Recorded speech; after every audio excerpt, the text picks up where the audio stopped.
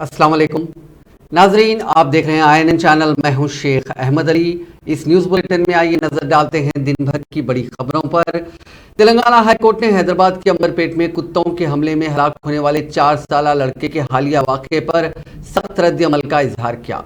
अदालत ने इस वाक़े को सुमोटो यानी अज़खुद कार्रवाई के तहत समाअत करने का ऐलान किया है। इस वाक़े पर हाईकोर्ट ने तबसरा किया कि 4 साल बच्चे पर कुत्तों का वहशियाना हमला करना इंतहाई अफसोसनाक है। अदालत ने कहा कि लड़के की मौत पर बहुत दुख हुआ। हाईकोर्ट ने नाराजगी जाहिर करते हुए पूछा कि जीएचएमसी दरअसल क्या कर रही है, आपकी लापरवाही से बच्चा मर गया। हाईकोर्ट ने जीएचएमसी से पूछा कि इस तरह के वाकयात को दोबारा होने से रोकने के लिए क्या इक़दाम किए जा रहे हैं। बाद हाईकोर्ट ने chief secretary GHMC, Hyderabad collector, Telangana legal cell authority और म्युनिसिपल ऑफिसर अंबरपेट को नोटिस जारी किया। हाईकोर्ट ने मुकम्मल तफसीलात के साथ जवाबी हलफनामा दायर करने का हुक्म दिया है कि वो लड़के की मौत के मुआवजे की अदायगी के मामलात पर गौर करेगी। हाईकोर्ट ने केस की मजीद समाअत 16 मार्च तक मुलतवी कर दी। बंदरों ने शेरख्वार बच्ची पर हमला कर दिया। ये वाकया रियासत तेलंगाना के महबूबाबाद जिले के कोवूरी मंडल के मुदुगुलागुड़म मौजू में पेश आया। मकामी लावनिया और सुरेश नामी जोड़े को 1.5 साल की बेटी है। कल से अपहर खातून अपनी बेटी को मकान के सहन में झूले में सुलाकर पानी लेने के लिए अंदर गई थी कि इसी दौरान बंदरों ने शेरख्वार पर हमला कर दिया। बच्ची के रोने की आवाज सुनकर जब लावनिया वहां पहुंची तो उसने देखा कि उसकी बेटी पर बंदर हमला कर रहे हैं। उसने लाठी से हमला करके बंदरों को भगा दिया। ताहम उस वक्त तक लड़की जख्मी हो गई थी। बंदरों ने बच्ची के पांव के अंगूठे को काट लिया था। लड़की को इब्तिदा में महबूबाबाद और वहां से बेहतर इलाज के लिए वरंगल मुंतकिल किया गया। तेलंगाना हुकूमत ने डायरेक्टर महकमे तिब्बी तालीम को तदरीसी अस्पतालों के बेशतर मेडिकल डिपार्टमेंट्स में असिस्टेंट प्रोफेसर्स की इजाफी 295 ओहदों को पुर करने की इजाज़त दे दी है। इस तरह अब असिस्टेंट प्रोफेसर्स के ओहदों की तादाद 1147 से बढ़कर 1442 हो जाएगी।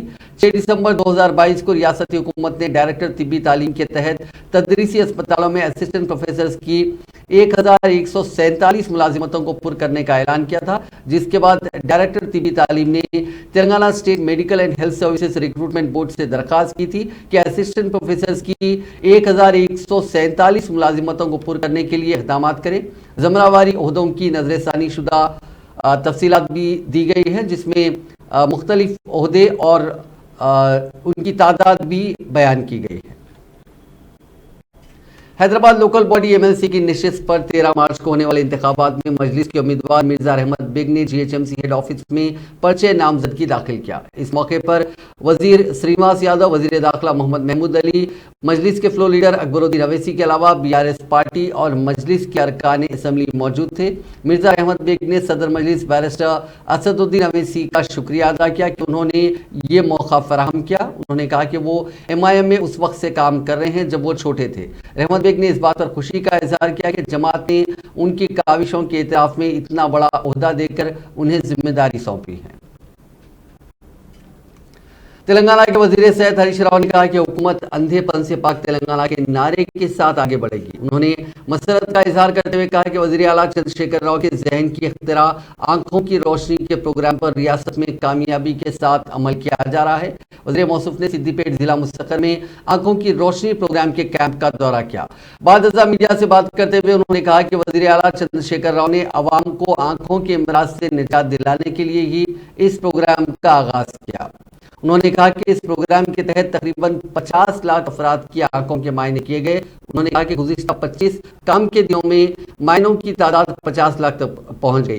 25 काम के दिनों में इतनी बड़ी तादाद में टेस्ट करना और ज़रूरतमंदों में ऐनकों की तकसीम बड़ी बात है।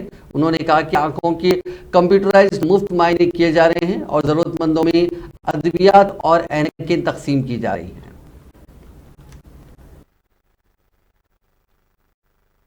కూడా పరీక్ష జరగాలి, ప్రతి ఒక్కరికి కూడా అవసరమైన వారికి అద్దాలు ఇచ్చే విధంగా ప్రజాప్రతినిధులు మరింత ఉత్సాహంతో మరి పనిచేసి జిల్లాలో ప్రతి ఒక్కరికి పరీక్ష చేసే విధంగా కృషి చేయాలని చెప్పి కోరుతూ ప్రజలందరూ కూడా దీన్ని ఉపయోగించుకోవాలని విజ్ఞప్తి చేస్తున్నారు। చాలా చోట్ల కూడా కౌన్సిలర్లు, సర్పంచులు, ఎంపీటీసీలు, ఇతర ప్రజాప్రతినిధులు చాలా కష్టపడి పనిచేస్తున్నారు।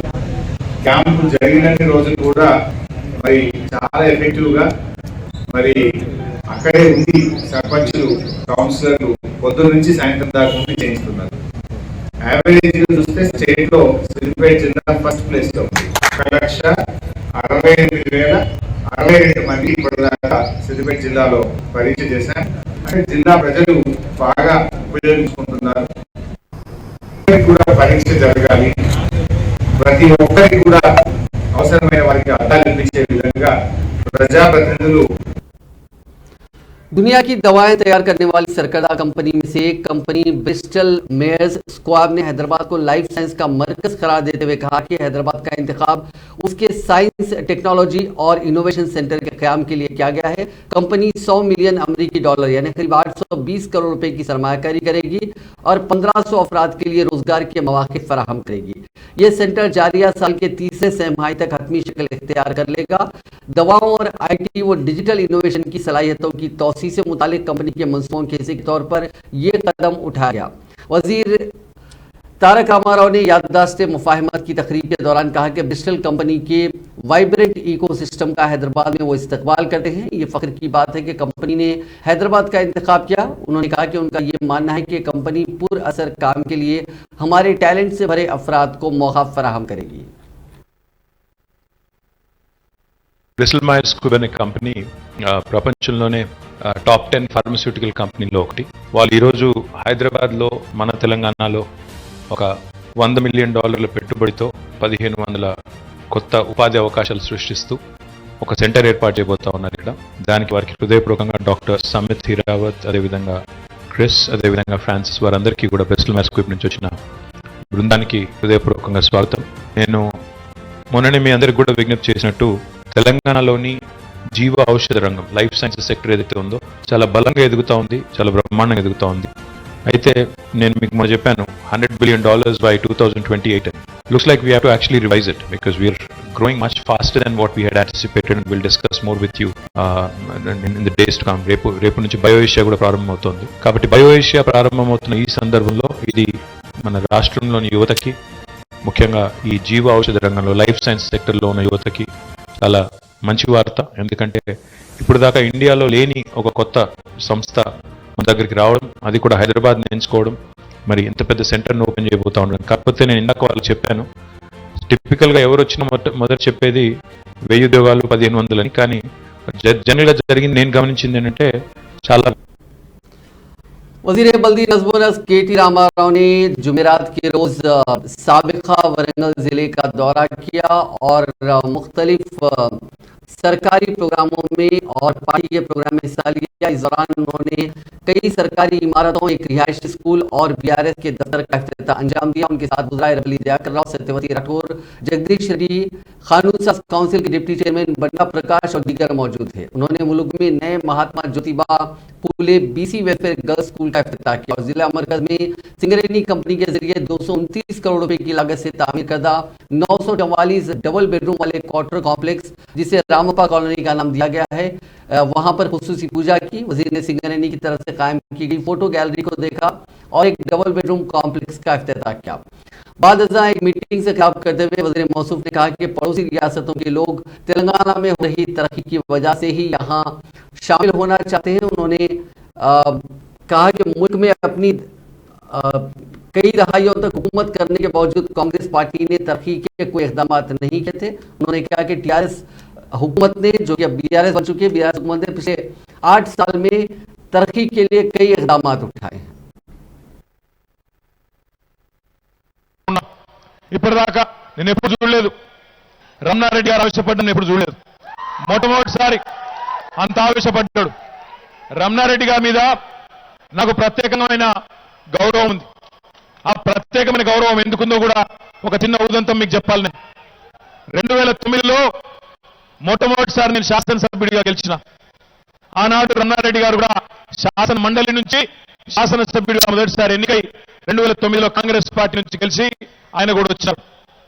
టీఆర్ఎస్ పార్టీ ఆనాడు చాలా ఇబ్బందుల్లో, మనం చాలా సీట్లు పోటీ చేసినా కేవలం 10 మంది మాత్రమే ఎమ్మెల్యేలు గెలిచి ఆనాడు ఇబ్బందుల పాలైన కొంత. ఆ సమయంలో గెలిచింది ఏప్రిల్ మేలో మొదటి శాసనసభ సమావేశాలు జరుగుతూ ఉన్నాయి. జరుగుతున్నప్పుడు మేమందరం కొత్త తెలంగాణ ప్రాంతానికి సంబంధించిన శాసనసభ్యులం, తెలంగాణ వాదులం, తెలంగాణ రావాల బలంగా మనసు నిండా కోరిక ఉన్న వాళ్ళం కొంత నిరాశతో ఉంటే ఒకరోజు నేను రమణారెడ్డి గారు నేను బయట ఆడ కూర్చొని అసెంబ్లీలో లాబీ ఉంటుంది, లాబీలో కూర్చొని మాట్లాడుకుంటా ఉంటుంది.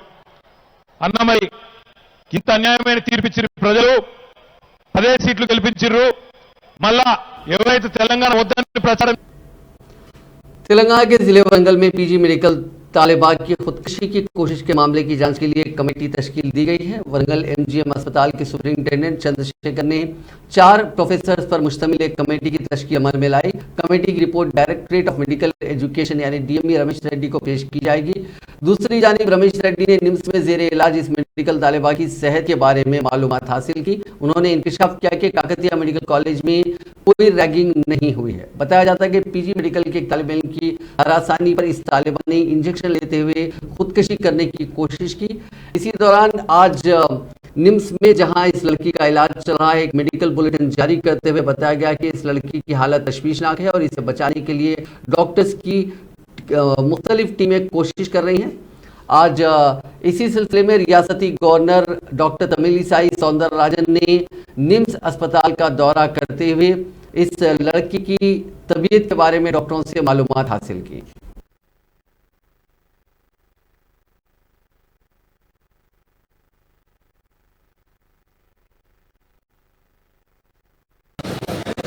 And she has attended the interview also, and her parents say she is a very courageous student, very confident student. So the investigation should be on all directions. Let us hope for the best. Ma'am, how about We also communicate with the officials. ma'am, the parents have been saying Because it's a very sensitive issue. So we have to, in that direction, what all the histories I heard, I will convey it to the higher authorities, and the road should be on all directions. जिले वरंगल के Kakatiya medical college की शोबे एनसीसीया में PG की तालीम हासिल करने वाली मेडिकल तालिबा की खुदकुशी की कोशिश के बाद तुलबा तंजीमों ने बड़े पैमाने पर एहतजाज किया। एबीवीपी के जेर एहतमाम तुलबा तंजीमों ने मेडिकल कॉलेज के सामने एहतजाज किया। एहतजाजी मेडिकल कॉलेज में घुसने की कोशिश कर रहे थे, ताहम पुलिस ने मेडिकल कॉलेज की गेट को बंद कर दिया। पुलिस ने गेट फलांकर अंदर घुसने की कोशिश करने वाले तुलबा को ऐसा करने से रोका और उन्हें हिरासत में लेकर पुलिस स्टेशन मुंतकिल कर दिया। इस एहतजाज से सूरत हाल कशीदा हो गई।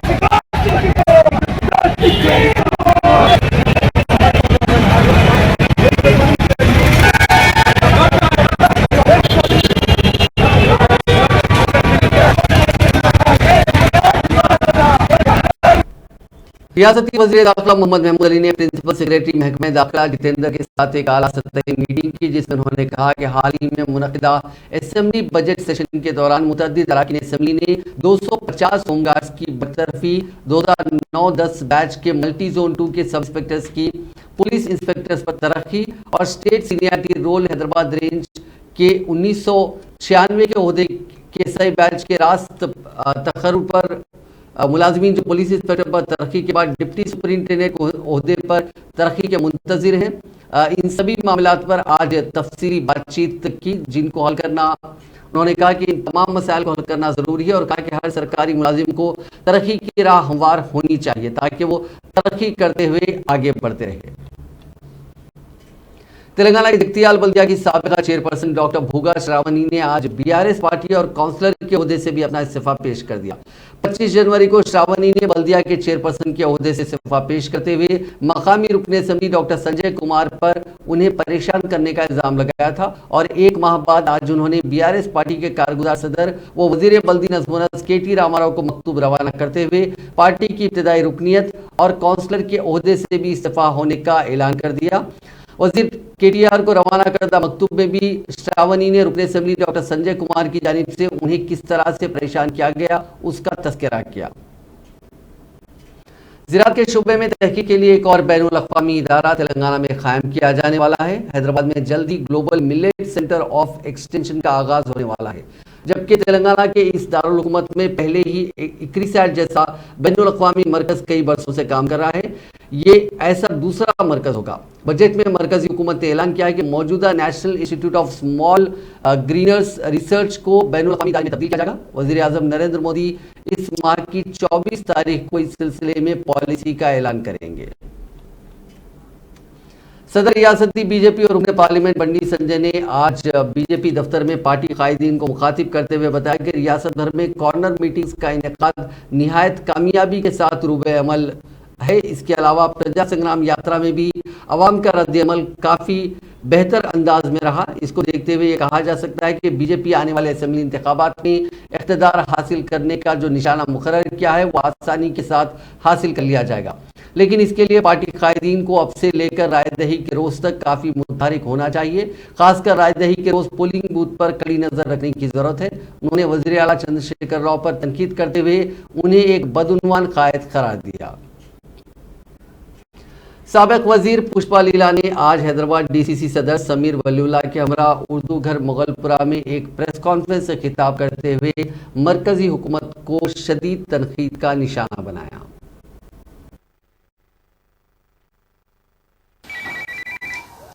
नमस्ते, अस्सलाम वालेकुम।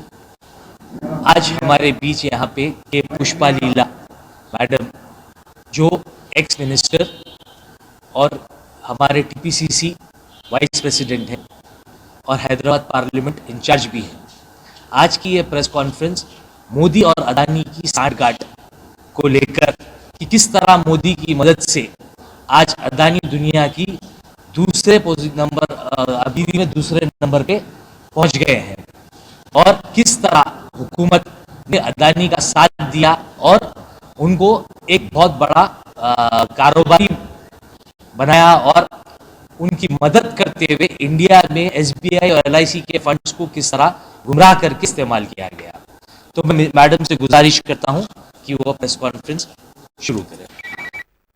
हमारा ये जो हमारा डेमोक्रेसी का वैल्यू को सेव करने के लिए मोदी सरकार इतनी सारी हरकत करे तो उनको नहीं छोड़ने का और ये सब पूरा रिकवर करने का, इन प्रश्नों का उत्तर नहीं देते हुए मोदी जी को घर को भेजने का प्रोग्राम पब्लिक को बोलने के लिए हम लोग हैदराबाद में आज मीटिंग लगाया है। तो अदानी, अंबानी, मोदी तीन मिलके लूटने वाला में नंबर 1 ये तीन हो गए। तीन चोर जाके देश को लूट रहे, उसमें छोटा चोर अमित शाह। तो ये लोग पूरा आर्मी से लेके हर में घोटाला है और हमारा देश का इन्वेस्टमेंट, फॉरेन इन्वेस्टमेंट भी दूसरा देशों का फंड भी ले लिया है। मतलब देश का गद्दारी के काम करने के लिए उन्होंने पीछे से सपोर्ट कर रहा है। तो देश को बचा रहे उन्होंने पूरा भेज दे रहे हैं। कल के दिन पूरा देशों का बच्चों को भी अपन को भी भेज देंगे, उसमें नो डाउट। हर एक इंसान को भी उनका ऊपर अपन को पूरा जो भी कर्जा है वो बढ़ गया है। कल के दिन उसका अपन नहीं बनते हुए अपन को भी उन्होंने भेज देगा, अदानी की, अंबानी को। ये तो अपन इसीलिए प्लीज पब्लिक समझने का टाइम आ गया। हमारा कांग्रेस पार्टी देश को अच्छा पार्टी है और गरीबों का पार्टी है, बस समझाने के लिए हम लोग आए हैं। और मोदी को कभी भी उन्होंने उनका जो भी बात बोलते हैं ना, डोंट